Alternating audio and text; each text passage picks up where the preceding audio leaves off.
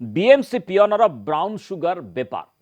एवं जो भली भाव में सूचनाटी रही से जो तथ्य गुड़िक जदि आपण आलोचना को आणवे निश्चय अति जघन्य कारबार कारण बीएमसी कर्मचारी ब्राउन सुगर बिकुथिले एवं तांकु मध्य रेड हैंडेड गिरफ करिछि धरिछि लिंगराज थाना पुलिस तांको निकटरू 80,000 टंकार ब्राउन सुगर भी जबत करा जायछि। आहस तांको पाखरु 42,000 टंका 40 ग्राम रो सुना गहना गाड़ी भी जबत करा जायछि। तांको ना दिलीप बेहरा से बीएमसी ऑफिस रे पियन थिबा जणा पड़िछि। अधिक खोलताड़ जारी रखिछि लिंगराज थाना पुलिस। ए संपर्क अधिक सूचना देवाई कलिंग टीवी भुवनेश्वर रिपोर्टर दीपक सामल आम फोन लाइन जोड़ी। दीपक, अति गुरुत्वपूर्ण ये सूचना और अति जघन्य कारबार कारण आम देखुचे जे ब्राउन सुगर उपरे पूरा जोरसोर धरपकड़ जारी रही से भाव में जदि देखा जड़े ऑफिशियल अर्थात सरकारी कर्मचारी पियन भाव में से बीएमसी ऑफिस रे काम करुले सी जदि ब्राउन सुगर बेपार कर चिंता करूँ जे जो भाव में 80,000 टंका सुना गहना आदि जबत करा पूरा एक्टिव कारबार से संपृक्त थिबा भली जना पड़ुछि। देखो सबुठ बड़ कथा जनक अर्थात दिलीप बेहरा जेतु से बीएमसी जड़े पियन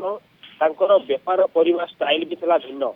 से जो ऑफिस आसती डिक्की से ब्राउन सुगर पुड़िया नहीं आसती जितेबले जो मानकर आवश्यक थाए ड्यूटी आवर से विक्रय करती समान ढंग से आज से बेपार कर समय खबर पाई लिंगराज थाना पुलिस जिते बेपार करुले पुलिस चढ़ाऊ कला चढ़ाऊ बेले पाखु 80,000 टंकार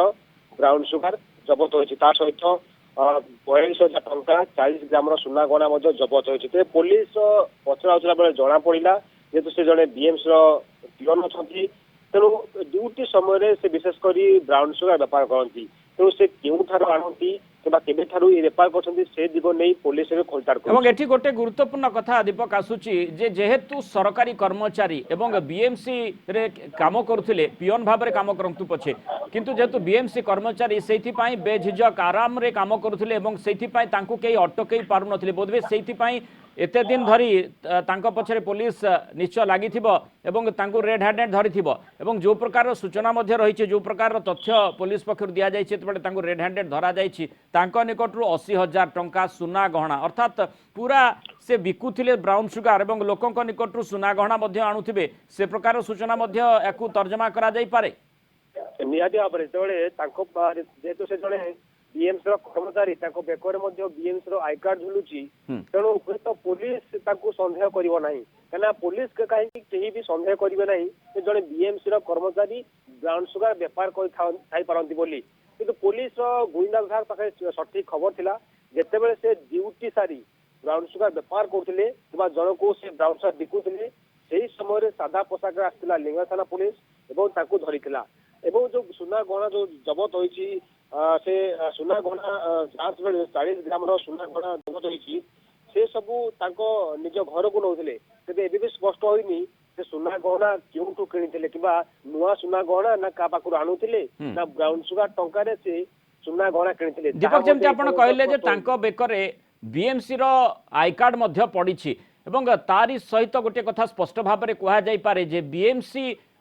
रो नाक तले ही ए प्रकार कारबार से चलाउथिले एवं बोधवे जो प्रकार तांको विभिन्न तथ्य आम देखुचे ताको तर्जमा कले बोधवे कह जाई पारे अनेक दिन धरी से कार्य ए प्रकार कार्यकलाप सहित संश्लिष्ट थिले आउ किए बीएमसी रो कौनसी कर्मचारी बा कौनसी अन्य माने केही एथिरे संपृक्त थिबा बाबद रे किछि सूचना मिलुछि कि बा पुलिस किभଳି तदंत करूछि कोन तथ्य दिया जाउछि। देखो तांको सहित बीएमसी रो आउ कौनसी कर्मचारी संपृक्ति अछि कि नाही ता कहया मुश्किल काना से जेतु अल्प समय पूर्व तांको पुलिस गिरफ्त करछि ताको पचरा चली सहित आउ केउ केउ माने सामिल अछन सबुठ बड़ कथा ये बहुत चतुर थिले केना तबे ड्यूटी आसीबे से तांकर पॉकेट के बाद ताकर डिक्की रे बाइक डिक्की से ब्राउन सुगर आउट तो केही भी संदेह करिवे नाही तो से खुला व्यापार करथिले एवं विशेष कर से फोन जो कांटेक्ट आपन माने ड्यूटी पर आई कार्ड पकेई बीएमसी आई कार्ड पकेई से ब्राउन सुगर व्यापार करथिले तण ए बाबद रे कोन से प्रतिक्रिया देउछंती कि बीएमसी अधिकारी देखो ये पर्यटन बीएमसी अधिकारी कौन प्रतिक्रिया दे ना केवल जहाँ जना पड़ी से बीएमसी जड़े पियन भाव कार्यरत करते तेणु से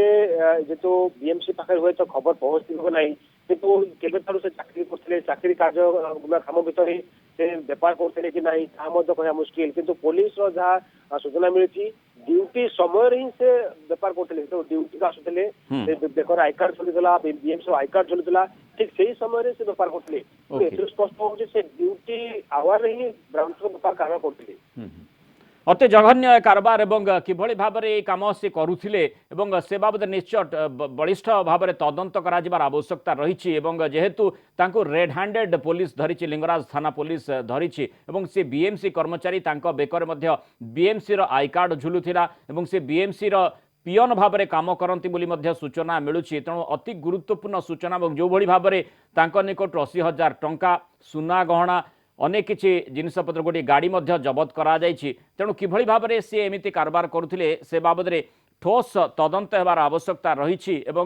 অন্য কেহি তাঁকু সেথিরে সাহায্য করুলে কি যেহেতু বিএমসির মানে আমি সরকারি